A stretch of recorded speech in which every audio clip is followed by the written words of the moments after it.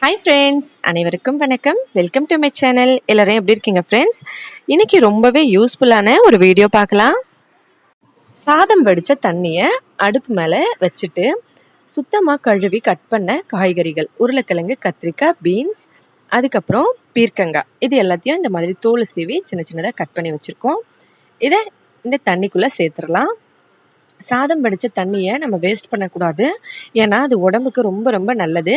அந்த தண்ணியில் இந்த காய்கறிகள் எல்லாத்தையும் நம்ம சேர்த்துக்கலாம். சேர்த்துட்டு கொஞ்சமாக உப்பு, கொஞ்சமாக மஞ்சத்தூள் சேர்த்துட்டு நல்லா சுத்தமாக கழுவி வச்சுருக்க தக்காளி 2 இதோட சேர்த்துக்கலாம். சேர்த்துட்டு இதை நல்லா வேக வைக்கலாம். இந்த தண்ணியிலேயே காய்கறிகள் முழுசாக வேகணும், தக்காளியும் வேகட்டும். இப்போ இதை அப்படியே விட்டுறலாம். மீடியமான ஃப்ளேமில் வச்சு இதை கொதிக்க வைக்கலாம். கொஞ்ச நேரத்தில் இந்த மாதிரி தக்காளி 2 நல்லா வெந்திருக்கும். தக்காளியை எடுத்துடலாம். நம்ம வேகும் போதே இந்த மாதிரி சைடில் நுரையெல்லாம் வந்தால் அதை எடுத்துடலாம். பருப்போ இல்லை சாதமோ செய்யும் போது நுரை மாதிரி வரும் இல்லைங்களா, அதை இந்த மாதிரி எடுத்துக்கலாம். இப்போ இது நல்லா வெந்திருக்கு. நம்ம தக்காளியை என்ன செய்யலாம்னா, இதிலிருந்து வெந்துட்டு இருக்கும் போதே எடுத்துடணும், கட் பண்ணிக்கலாம். ஏன்னா இதை நம்ம மிக்சியில் போட்டு அரைக்க போகிறோம். இந்த தோல் நம்ம இப்படி வேக வச்சோம்னாலே தோல் நல்லா பிரிஞ்சு வந்துடும்.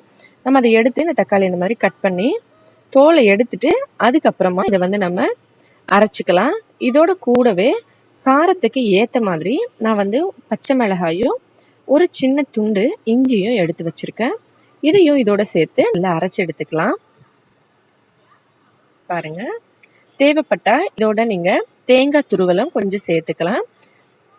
தேங்காய் துருவல், அதுக்கப்புறம் ஒரு ஸ்பூன் அளவுக்கு சோம்பு, இதையும் சேர்க்கலாம். உங்களுக்கு விருப்பப்படி இருந்தா, அதாவது உங்களுக்கு தேங்காய் போட்டு சமைச்ச சமையல் பிடிக்கும்னா நீங்க சேர்த்துக்கலாம். இல்லை தேங்காய் இல்லை உடனே செய்யணும்னு நினைச்சாலும் இந்த மாதிரி வெறும் தக்காளி போட்டு கூட அரைச்சி சேர்த்துக்கலாம். இப்போ இந்த தக்காளியை தோல் இப்படி எடுத்துட்டு இது எல்லாத்தையும் ஒன்றா சேர்த்து நம்ம நல்லா அரைச்சி எடுத்துக்கலாம். தண்ணி எதுவும் ஊற்ற வேண்டாம், ஏன்னா இதுலேயே தண்ணி இருக்கு பாருங்க. பச்சை மிளகாய், இஞ்சி, தக்காளி எல்லாத்தையும் ஒன்றா சேர்த்து நல்லா அரைச்சிக்கலாம். அதுக்குள்ள காய்கறிகள் எல்லாம் நல்லா வெந்துருச்சு. இதில் நம்ம ஏற்கனவே அரைச்ச பேஸ்ட்டை சேர்த்துட்டு நல்லா கலந்துடலாம். கலந்து ஒரு 2 நிமிஷம் நம்ம இதை குக் பண்ணிக்கலாம். 2 நிமிஷம் வேக வச்சா போதும், ஏன்னா காய்கறிகள் ஏற்கனவே வெந்துருச்சு. இப்போ இது நல்லா வேகட்டும். இதில் இந்த மாதிரி நுரை வந்தால் நம்ம எடுத்துடலாம்.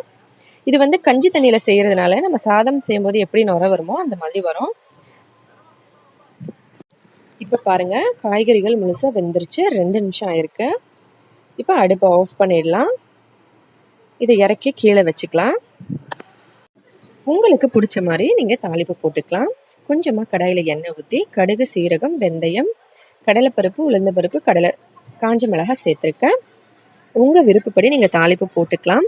வடகம் போட்டு தாளித்து உங்களுக்கு பிடிக்கும்னா அந்த தாளிப்பும் நீங்கள் போட்டுக்கலாம். உங்கள் விருப்பப்படி நீங்கள் சேர்த்துக்கலாம். இது நல்லா கடுகு சீரகம் வெடிச்ச பிறகு இது எடுத்து அப்படியே ஊற்றிக்கலாம்.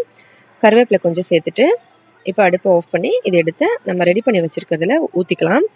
இதில் சின்ன சின்னதாக கட் பண்ண வெங்காயம், பூண்டும் போட்டும் நீங்கள் தாளிச்சுக்கலாம். உங்களுக்கு பிடிச்ச மாதிரி தாளிப்பு எதுவாக இருந்தாலும் நீங்கள் செஞ்சுக்கலாம். இதை ஊற்றிட்டு நல்லா இந்த மாதிரி கலந்துக்கலாம்.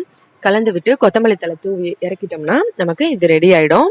வெறும் கஞ்சி தண்ணியில் நம்ம வேஸ்ட் பண்ணாமல் இந்த மாதிரி செஞ்சோம்னா ரொம்பவே டேஸ்டியாக இருக்கும். அதோட உடம்புக்கும் ரொம்ப ரொம்ப நல்லது.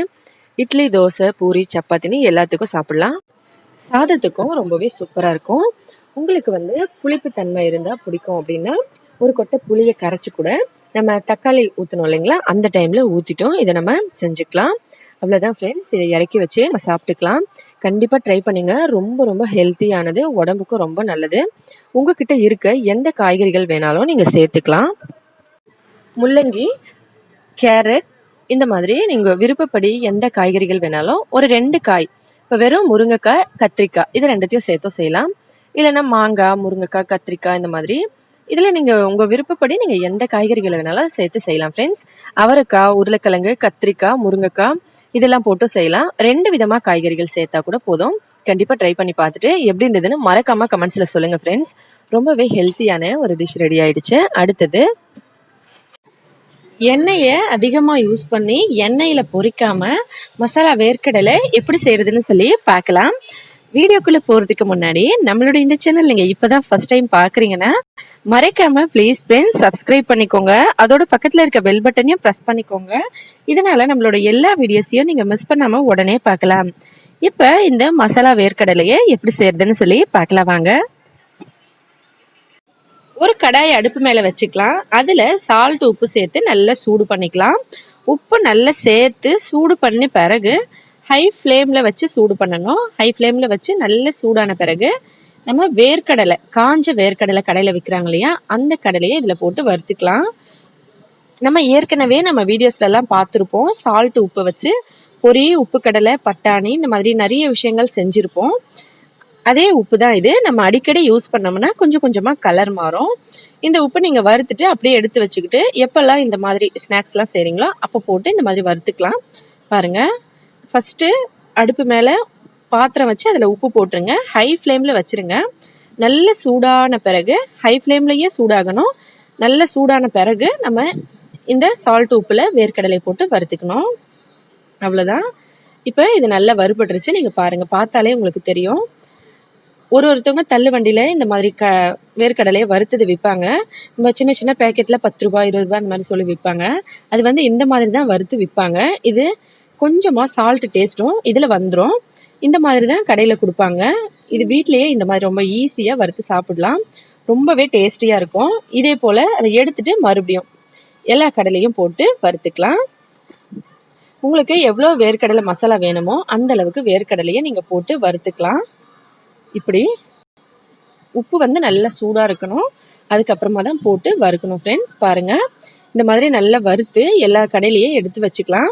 இது வந்து அப்படியே கூட நீங்கள் சாப்பிட்டுக்கலாம். நம்ம கடையில் வாங்கி சாப்பிட்ற வறுத்த வேர்க்கடலை அந்த அளவுக்கு டேஸ்ட்டு நல்லா இருக்காது. ஆனால் இந்த மாதிரி நீங்கள் காஞ்ச வேர்க்கடலையை வாங்கி வறுத்துட்டு வெறுமனா சாப்பிட்டு பாருங்கள், எவ்வளோ டேஸ்டியாக இருக்குன்னு. உங்களுக்கு ரொம்ப ரொம்ப பிடிக்கும். அதுக்கப்புறம் எப்போ வேர்க்கடலை வறுக்கணுன்னாலும் இந்த மாதிரி தான் வறுத்து சாப்பிடுவீங்க. அவ்வளோ டேஸ்டியாக இருக்கும். கடையில் வாங்கி சாப்பிட்றத விட நம்ம வீட்லேயே இப்படி வறுத்துக்கலாம். இப்போ இது நல்லா வறுபட்டுருச்சு. இது எல்லாத்தையும் இப்போ எடுத்துடலாம். பாருங்கள், தள்ளுவண்டியில் நிறைய இந்த மாதிரி வேர்க்கடலையை விற்பாங்க வறுத்து. அப்போவே சூடாக சின்ன சின்ன கவரில் 10 ரூபாய் 20 ரூபாய் அந்த மாதிரி. அந்த டேஸ்ட் ரொம்ப டேஸ்டியாக இருக்கும். அதே டேஸ்ட்டு இப்படி தான் வரும். அவங்க இப்படி தான் வறுத்துட்டு கொடுப்பாங்க. இப்போ இது எல்லாத்தையும் வறுத்துட்டு நம்ம இந்த மாதிரி ஒரு தட்டில் எடுத்து வச்சாச்சு. இதை நல்லா தோல் வந்து வேணாம் அப்படின்னு நினச்சிங்கன்னா எல்லா தோலையும் நம்ம கையில் மசிச்சு அந்த தோல் வந்து எடுத்துடலாம். இந்த மசாலா வேர்க்கடலைக்கு உங்களுக்கு விருப்பப்படி தோல் வேணும்னா நீங்கள் அப்படியே விட்டுடலாம். இல்லைன்னா இதை நல்லா மசிச்சு கையில் அந்த தோலெல்லாம் ஊதிட்டு வேர்க்கடலையை அப்படியே எடுத்து வச்சுக்கலாம். உங்களுக்கு எப்படி பிடிக்குமோ அந்த மாதிரி எடுத்துக்கோங்க. நான் வந்து கொஞ்சம் ஒன்றும் பாதியமாக தோலை வந்து எடுக்க போகிறேன். அதனால் இதை கையில் நல்லா மசிச்சுட்டு, அதாவது நம்ம கசக்கி தோல் எடுப்போம் இல்லைங்களா, அதே போல் தான் எடுத்துக்கலாம். இப்போ அடுத்தது ஒரு பாத்திரத்தில் 2 ஸ்பூன் எண்ணெய் ஊற்றிக்கலாம். இதில் நம்ம அதிகமாக எண்ணெய் சேர்க்கவே தேவையில்லை. 1 ஸ்பூன் இல்லைன்னா 2 ஸ்பூன் சேர்த்தா போதும். சேர்த்துட்டு கடாயில் இந்த மாதிரி எல்லா பக்கமும் எண்ணெய் படுற மாதிரி தடவிடலாம் கரண்டியை வச்சு. அதுக்கப்புறம் நம்ம ஏற்கனவே ரெடி பண்ணி வச்சுருக்க வேர்க்கடலையை இதோட சேர்த்துடலாம். சேர்த்துட்டு நல்லா வறுக்க போகிறோம். இந்த 2 ஸ்பூன் எண்ணெயிலேயே இந்த வேர்க்கடலை வந்து முழுக்க முழுக்க நல்லா வறுபட்டுறணும். அந்த அளவுக்கு நம்ம இதை வறுக்க போகிறோம். பாருங்கள், நான் வந்து தோல் எடுத்து வச்சுருக்கேன். கொஞ்சம் ஒன்றும் பாதியமாக இதை சேர்த்துட்டு இதை நல்லா கலந்துக்கலாம். எண்ணெய் வந்து எல்லா பக்கமும் படுற மாதிரி நம்ம இதை கலந்துக்கணும்.